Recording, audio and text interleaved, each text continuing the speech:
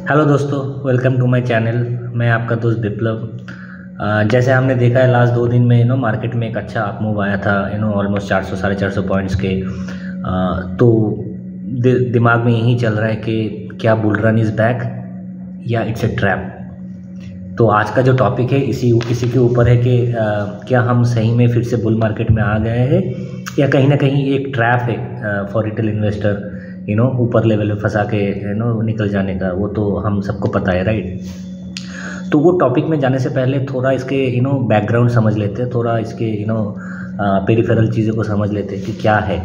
तो सबसे पहले समझ लेते हैं current market affairs. Current affairs में क्या है, हम सबको पता है मिडिल ईस्ट में इश्यूज़ है, क्राइसिस है। क्या वो ख़त्म हो गया? नहीं ख़त्म हुआ है। कोई पॉजिटिव न्यूज़ आया है? एटलीस्ट मुझे तो नहीं लगा कोई पॉजिटिव न्यूज़ है। तो इट्स स्टिल देयर। डर है कि मल्टी पार्टी इन्वॉल्वमेंट ना हो जाए, तो वो एक डर है रादर देन कोई गुड कंफर्ट्स एंड ऑल। तो वहाँ पे तो करंट क्राइसिस तो अभी भी है। क्रूड ऑयल के भी एक फैक्टर्स है, तो वो भी हम बोल नहीं सकते। मतलब अगर क्रूड ऑयल के कुछ इम्पैक्ट्स हो जाए तो उसमें जो कैस्केडिंग इफेक्ट्स होते हैं हमारे बाकी सेक्टर्स पे, तो वहाँ पे भी एक डिस्कम्फर्ट है। दूसरा आपके अर्निंग्स, तो अर्निंग्स सीजन जस्ट स्टार्टेड ना। अभी आज टीसीएस का रिजल्ट आया है, तो वो भी म्यूटेड ही था मार्केट एक्सपेक्टेशन के आसपास। बहुत कोई एक्सेप्शनल चीज़ है नहीं। मैनेजमेंट कमेंट्री आने दीजिए, फिर हम देखेंगे उसके प्रोजेक्शन क्या है, फ्यूचर प्लान क्या है, तो क्लैरिटी थोड़ा मिलेगा कि आईटी के प्रॉस्पेक्ट क्या होंगे। तो TCS results will be followed by other big players, Wipro, Infy and others. तो वो आएगा धीरे धीरे। तो मेन जो चीज़ है कि अर्निंग सीजन जो स्टार्टेड, तो वो अभी तक कंप्लीट प्ले आउट नहीं हुआ है। तो हम ये उस लेवल पे बोल नहीं सकते कि Nifty after this quarter earning is looking cheaper. तो वो कंफर्ट अभी तक आया नहीं है, तो वो होने दीजिए। थर्ड, एक हिस्टोरिकल डेटा निकाल के लेते हैं। लास्ट अप्रैल से अभी तक there is a one way rally, particularly mid cap small cap में तो एक आग बंद करके वन वे रैली हुआ है। 50%, 60%, 1x, 2x, 3x, 5x, 6x तक की कंपनी मैंने देखा है कि वो रिटर्न दिया है। क्या वो कंटिन्यू होगा या कहीं ना कहीं वो सस्टेन? देखिए 3 चीज़ है, एक तो कंटिन्यू होना, दूसरा सस्टेन करना, तीसरा नीचे आना। तो वो डिपेंड करता है आपके वैल्यूएशन कहाँ पे है, आपके अर्निंग्स कहाँ पे है। तो जो ऑलरेडी आपके 6x हो चुका है, क्या वो और 2x होगा, 3x होगा? मुझे नहीं लगता। मतलब अब इस लेवल पे बहुत डिफ़िकल्ट है वो होना। नेक्स्ट इंपॉर्टेंट थिंग सस्टेन करना। देखिए सस्टेन करने में आपके प्रॉफिट है। अगर आप नीचे के लेवल पे ख़रीद के रखे हो और अभी तक वो 6x, 4x या जो भी है आपके प्रॉफिट हो चुका है, क्या वो सस्टेन करेगा?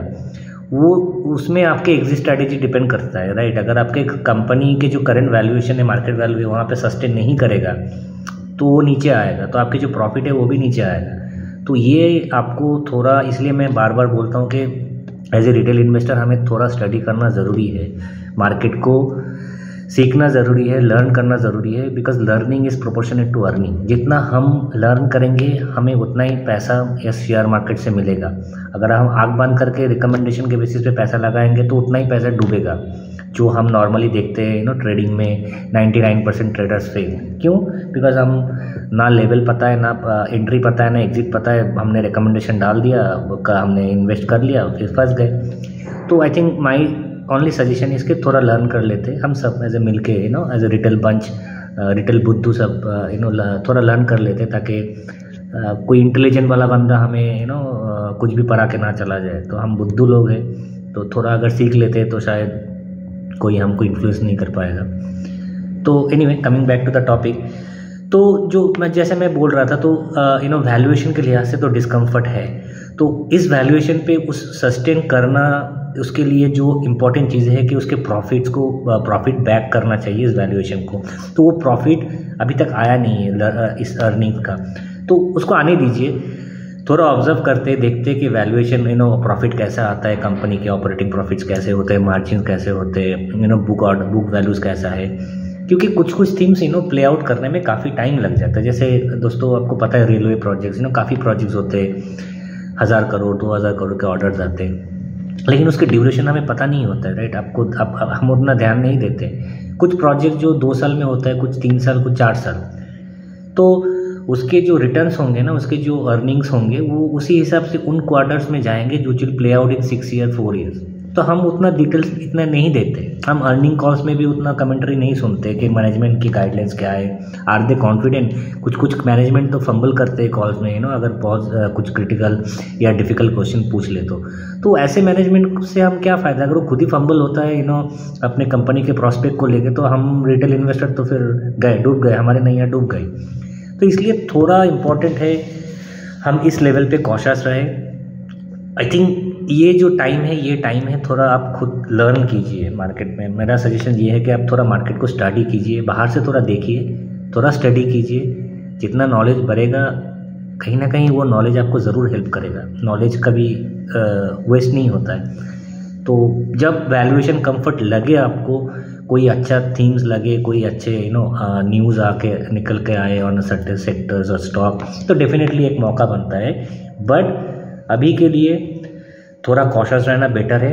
थोड़ा ये सारी चीज़ें प्ले आउट होने दीजिए। एटलीस्ट अर्निंग रिजल्ट्स को थोड़ा केयरफुली ऑब्जर्व कीजिए, देखते हैं कैसा अर्निंग्स आता है। अगर वैल्यूएशन कंफर्ट आता है तो हम उसमें देखेंगे फिर कैसे निवेश की कोई मौका बनता है, या जो मेरा प्रॉफिट्स है या जो होल्डिंग्स है, पोर्टफोलियोज है, उसको कुछ रिव्यू करने की ज़रूरत है। तो ये मेरा सजेशन हम सबको है। एंड अगर आपको मेरा ये वीडियो अच्छा लगा तो definitely like this video, subscribe to my channel. ये मोटिवेट करता है मुझे ताकि मैं ऐसे अच्छे वीडियोस आपके नॉलेज शेयरिंग के लिए लेके आऊँ, क्योंकि जितना मैं ये सब डिटेल्स शेयर करूँगा कहीं ना कहीं ऑब्वियसली 1% भी आपको वो फ़ायदा होगा। तो that is my overall intention. And next video में मैं और कोई दूसरे टॉपिक पे डेफिनेटली हम लोग डिस्कस करेंगे। तब तक के लिए खुश रहिए, हैप्पी रहिए, कॉशियस रहिए, मार्केट को ऑब्जर्व कीजिए। हम फिर से नए वीडियो में मिलेंगे, तब तक के लिए थैंक यू, गुड नाइट।